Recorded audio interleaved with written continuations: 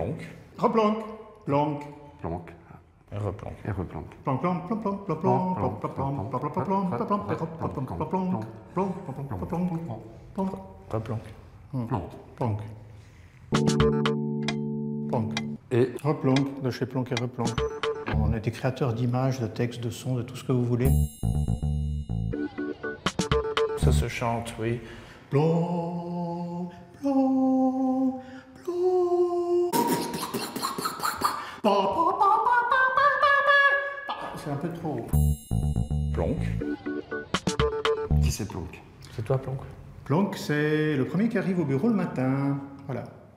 Aujourd'hui, c'est du théâtre, du cinéma, des livres, des desserts au chocolat, des choses comme ça. Et ce qu'on sait faire aussi, c'est la pâtisserie durable en béton. C'est Voilà. c'est un nouveau créneau qu'on vient de découvrir pour une digestion durable. Pour la comptabilité, par exemple, au niveau des responsabilités, nous sommes particulièrement efficaces. Particulièrement efficaces. Et puis moi, ce que j'aurais bien voulu faire à la place de faire Plonque et Replonque, je sais plus, j'ai oublié en faisant Plonque et Replonque.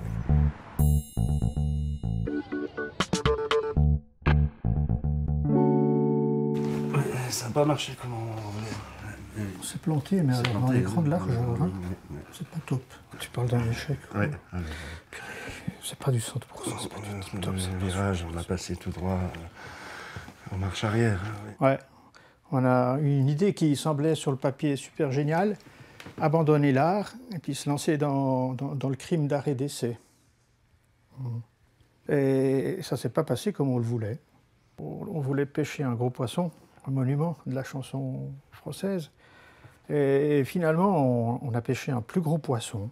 Un poisson comme ça, un gros poisson comme ça, un poisson, vous en jugerez, mais c'est une belle prise.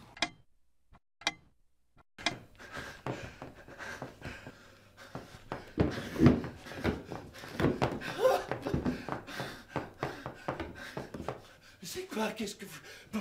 Mais pourquoi vous m'avez vu une cagoule? J'étais dans la loge, j'ai retrouvé le chemin. Vous êtes qui? Plonque. Et... Plonque. Voilà. C'est Plonque et Replonque. Mais là, pourquoi je suis là? Mais pourquoi vous m'avez kidnappé? J'ai pas d'argent. C'est Arte qui nous a demandé de faire une interview. Nous, on voulait Mireille Mathieu. C'est bien ça, Mireille Mathieu. Mais moi, je suis qui, là? François Morel? Oui, oui, merci. Est-ce que j'ai la gueule de Mireille Mathieu? Les cheveux, peut-être.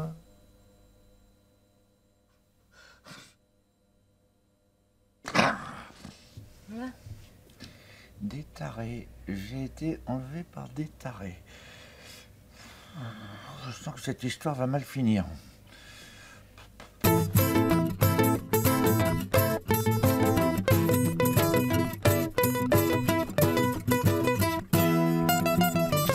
Qu'est-ce que vous voulez? Si vous comptez sur mon agent pour payer une rançon, vous risquez d'attendre longtemps. On n'a pas besoin d'argent. On est suisse. Mais qu'est-ce que vous attendez de moi? Une histoire, l'aventure de votre vie, de votre famille. Une histoire? Bah, si vous voulez une histoire, vous n'avez qu'à venir au théâtre. Moi, j'en raconte tous les soirs, des histoires. D'ailleurs, ce soir, j'ai une représentation. J'aimerais bien ne pas arriver en retard. Et vous y serez, et à l'heure. En fait, ce qu'il voudrait un petit peu savoir, c'est comment un grand comédien comme vous a réussi à rentrer comme ça au panthéon des arts et des lettres, de la culture française, de son vivant, quoi. Parce que c'est pas si facile non plus. Bon, bah, tout d'abord, je suis né dans une famille très aimante. Mon père était employé à la SNCF.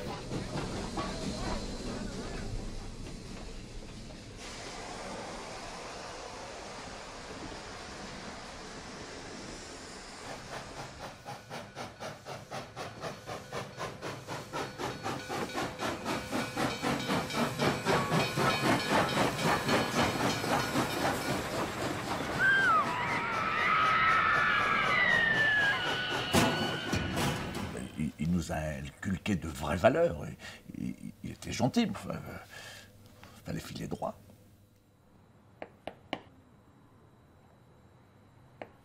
Mais en fait, il n'enlevait pas les gens pour se distraire. S'il voulait aller au théâtre, il payait sa place. Moi, détachez-moi! Ah, je vis un cauchemar. Je vais sûrement me réveiller d'un moment à l'autre. Bon, raconter n'importe quoi pour gagner du temps.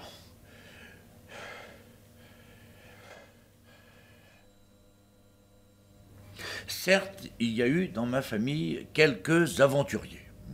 D'abord, mon grand-oncle Ferdinand, qui était mineur de fond, et qui, par désir de grand air, est devenu un pionnier de l'aviation. C'était un grand voyageur. Il avait même travaillé pour l'Aéropostale.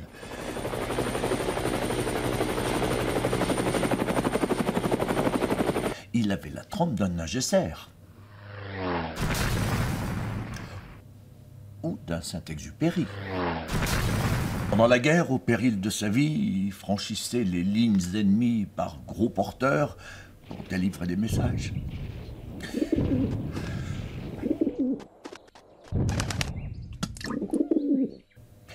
Il survécut aux barrages antiaériens.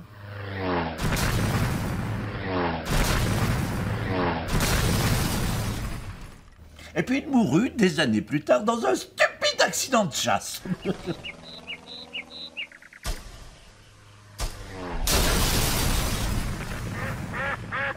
On fit même bâtir en son honneur une stèle funéraire où toutes les victimes des accidents stupides étaient présentes.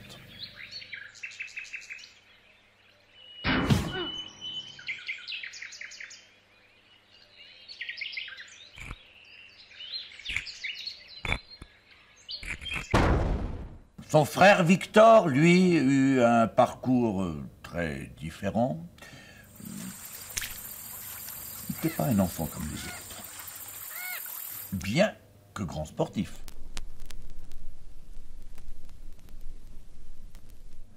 Le ski, le saut à l'élastique, la crapette.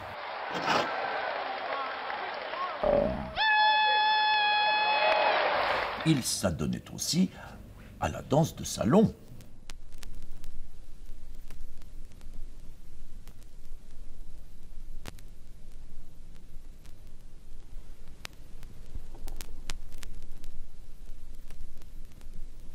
Il inventa même un pas de danse, le marché en arrière, qu'un célèbre chanteur américain reprit un siècle plus tard et rebaptisa le moonwalk.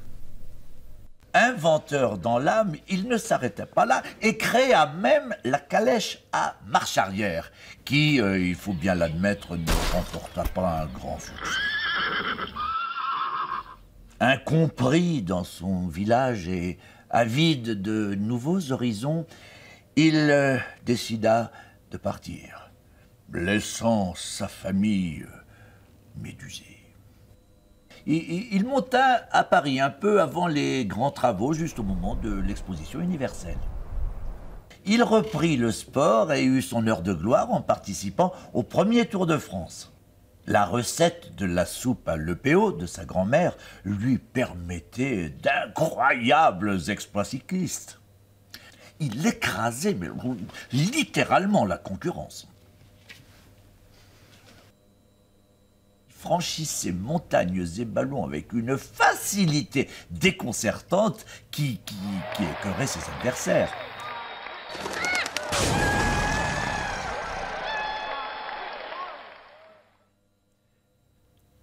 Montagnes et ballons, pas en ballon. Ah, Montagnes. C'est pas grave. Pour défendre son pays, Victor réinventa et se mit à la pyrotechnie. Malheureusement, ses inventions semblaient plus appréciées dans d'autres domaines que celui des champs de bataille. Ainsi, il inventa le canon à facteur.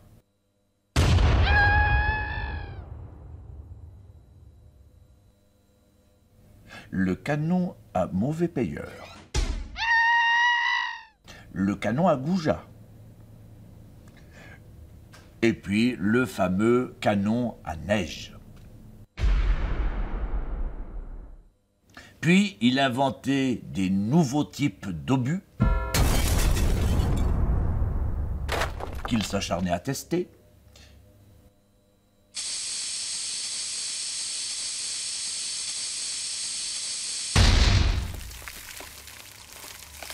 Et finit obus lui-même. Bien. Des questions?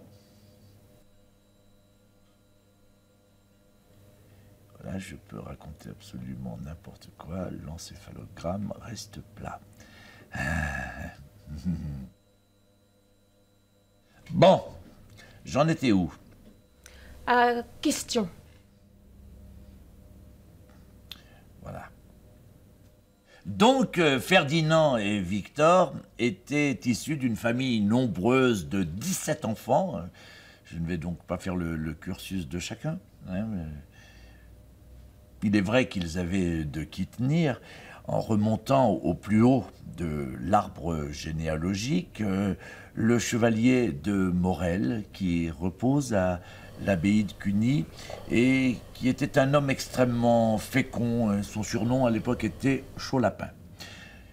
Ses conquêtes féminines, toutes illégitimes, lui valut quelques animosités auprès des chevaliers. Et donc s'ensuivit des tournois, des duels, des crapettes.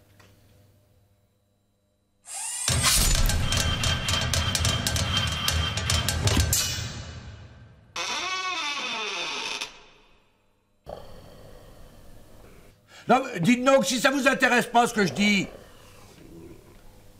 Pardon. Ah, mais vous n'avez qu'à me détacher, puis nous nous quittons bons amis. Non?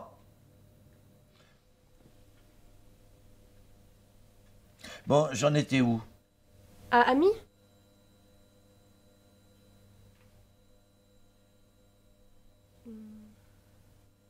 Reprenons. Bon. Un autre de la fratrie s'appelait Maurice. Il eut également son heure de gloire. Médecin réputé, il découvrit une maladie qui, à l'époque, faisait rage dans les pays tropicaux depuis l'Antiquité, l'éléphantiasis. Nous avons tout lieu de croire que cette maladie va se répandre. Craignant que cette maladie se répande parmi la population, qu'elle fasse des dégâts irrémédiables chez les plus vieux.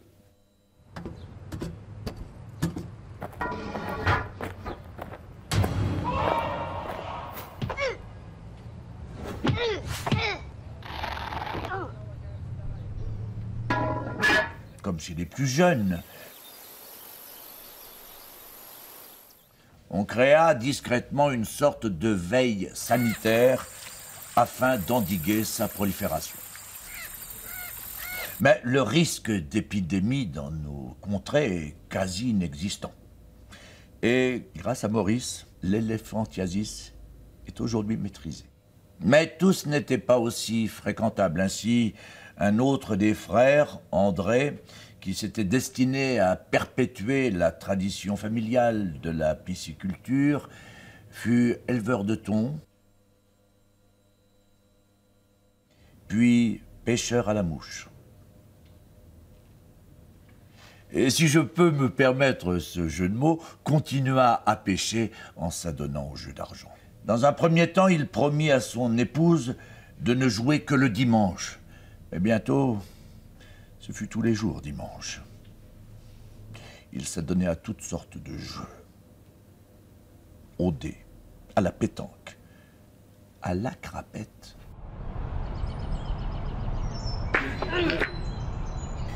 Il était même membre d'un club de domino appelé le Club des Pingouins, peut-être à cause de leur tenue vestimentaire, ou pour se différencier du Club des Manchots, du village d'à côté. Toujours est-il qu'ils avaient une façon bruyante de fêter victoires ou défaites sur la place du village.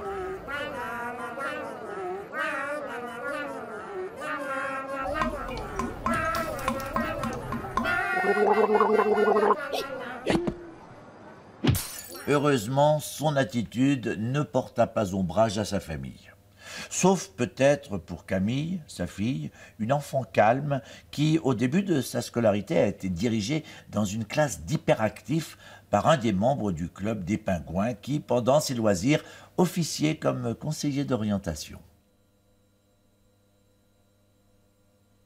Malgré tout, Camille bénéficia, grâce à l'éducation nationale, d'un enseignement basé sur la camaraderie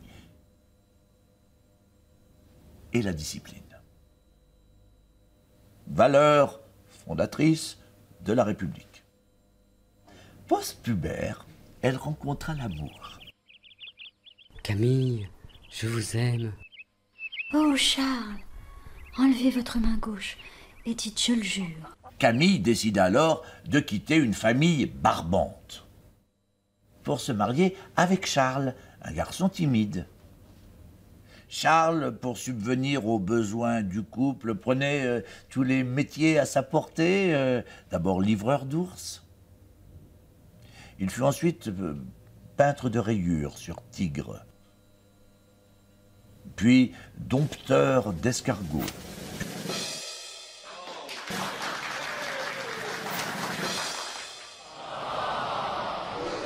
Il allait de ville en ville pour ses représentations. Puis, l'escargot ne nourrissant pas son homme, il fit quelques petites escroqueries pour arrondir les fins de mois. Il vendait des actions qui ne valaient pas un clou à de riches bourgeois en leur promettant d'abondants profits financiers. Et puis, ce fut l'escalade. Suite à de mauvaises rencontres, il rejoignit un gang lyonnais spécialisé dans le vol d'objets de valeur.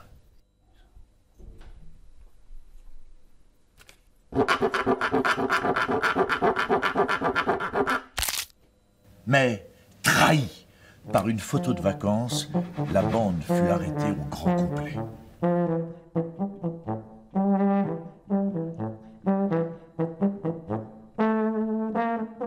C'est en recevant une carte postale de Charles que Camille comprit qu'il allait faire un petit passage par la case prison. Et qu'elle allait se retrouver seule durant quelques mois. Camille se morfondait. L'attente de l'être aimé était une torture pour son âme et son corps. Et pour tuer le temps, elle exerça quelques petits métiers comme peigneuse de girafes, berceuse de marmottes. Elle eut un emploi de fonctionnaire comme gardienne de chaise et lectrice pour Yuka. Charles purgea sa peine et revint à la maison. Mais au bout de quelques mois, le couple se rendit compte qu'il se trompait et se sépara. Charles refit sa vie.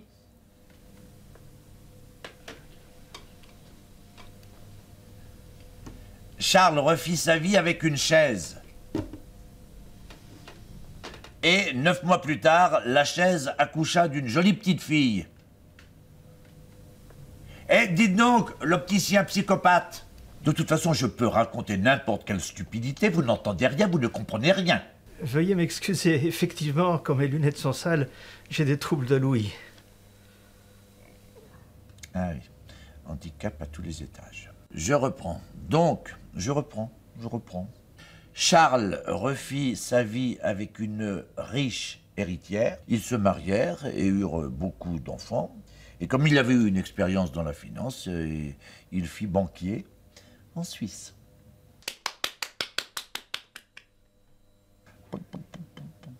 Quant à Camille, déçue de ce premier mariage, elle multiplia les conquêtes à la recherche du grand amour. Nombreux furent les prétendants, princes charmants qui lui promettaient monts et merveilles, de bâtir pour elle des châteaux en Espagne.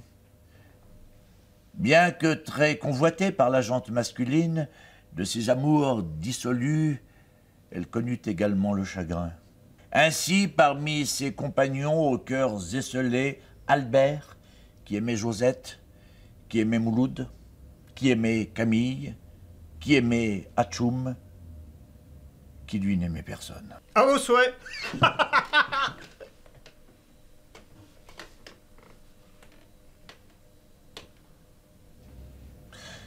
J'en étais à... À... Oui, c'est bon, cordialement. Cordialement, également. Lassé de sa vie de débauche parisienne, Camille entreprit de découvrir le monde. Engagée dans un programme d'évangélisation des indigènes de nos colonies, elle enseigna l'histoire de France en Afrique. Mais le paludisme et sa phthirias inguinale galopant, elle dut changer de contrée pour aller vers des pays où ces petites bêtes ne supporteraient pas le climat, c'est-à-dire le Grand Nord. C'est à ce moment-là qu'elle apprit par téléx la mort de son père, qui avait fait une mauvaise chute de domino pendant une fête de son club. Camille en fut traumatisée. Elle voyait son père partout. Afin de se débarrasser de ses visions, elle errait à la découverte de terres inconnues. Elle posa même sa main là où l'homme n'avait jamais mis le pied. Puis, son pays étant de nouveau en guerre, elle décida de rentrer en France afin de contribuer à l'effort national. Bien qu'à son arrivée dans la capitale, elle retrouva amis, amants et son oisiveté. Elle offrit néanmoins ses services à l'armée française en donnant des cours de morse et intégra le 7e bataillon d'inertie dont la mascotte était Patapon. Le 7e bataillon était l'une des gloires de l'armée française, au passé historique, notamment spécialisé dans l'élevage des castors de combat. Camille y rencontra Émile, un adjudant-chef, et en tomba immédiatement, follement amoureuse. Elle mit rapidement ses amants au placard pour se consacrer entièrement à cette idylle naissante. Émile était un valeureux gaillard, une famille de sportifs dont la spécialité était l'apnée. Ses frères et lui ont été champions du monde à plusieurs reprises. Il faut dire qu'ils étaient les seuls à pratiquer ce noble sport. Mais c'est à 17 ans que Émile, ému par la famille du soldat inconnu et par amour de la patrie, choisit la carrière militaire. D'emblée, il démontra de réelles aptitudes au tir et à l'art du camouflage. Ce type était ingénieux. Il inventa une mitrailleuse anti-aérienne qui ne fonctionnait pas, en faisant croire à l'ennemi que c'était l'arme absolue. L'ennemi s'en empara, s'acharna à en faire l'usage en créant beaucoup de pertes dans ses rangs, avant de l'abandonner définitivement. Je vous en prie, monsieur Morel. Poursuivez. Vous en étiez à...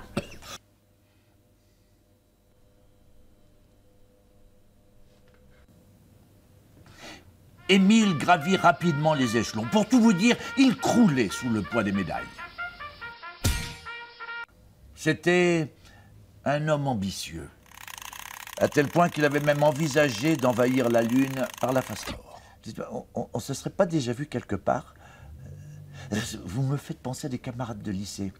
Il y en a un qu'on appelait tête de pioche et l'autre tête de...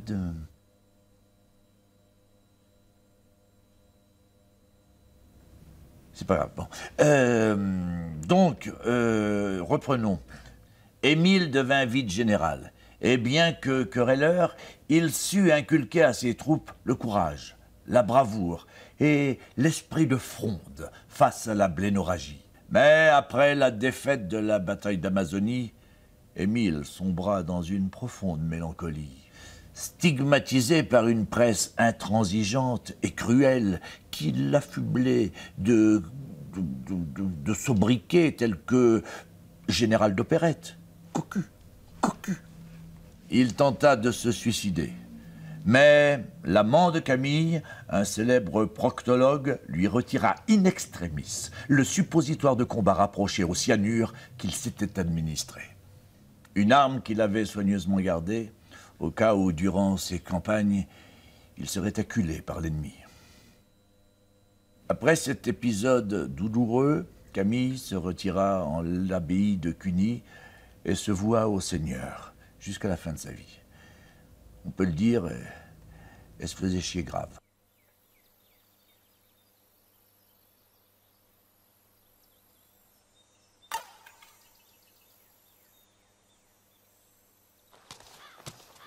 Quant à Émile, ce grand militaire, il n'était plus que l'ombre de lui-même.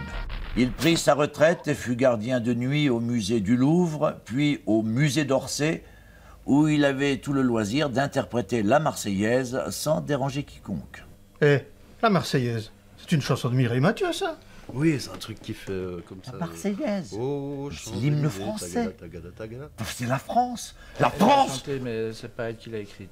Je crois que c'est Rascasse de Marseille ou quelqu'un comme ça. La France, monsieur, la France. Rouget de Lille, peut-être. Vous déplaise en dansant Mais la non, c'est pas ça, Marseillaise. c'est... Tiens, Bon, voilà ça du suffit. boudin, voilà du boudin, Non, les mais c'est Alsaciens, n'importe les quoi, t'es en train de Suisses, faire n'importe les Mais si, Lorrains, bien sûr, Tiens, c'est voilà ça. du boudin, Je voilà te du dis que boudin, c'est ça, voilà c'est du ça, boudin. c'est ça, c'est ça, c'est ça, les c'est ça. Alsaciens, les Suisses, les Lorrains. Mais vous savez même pas chanter.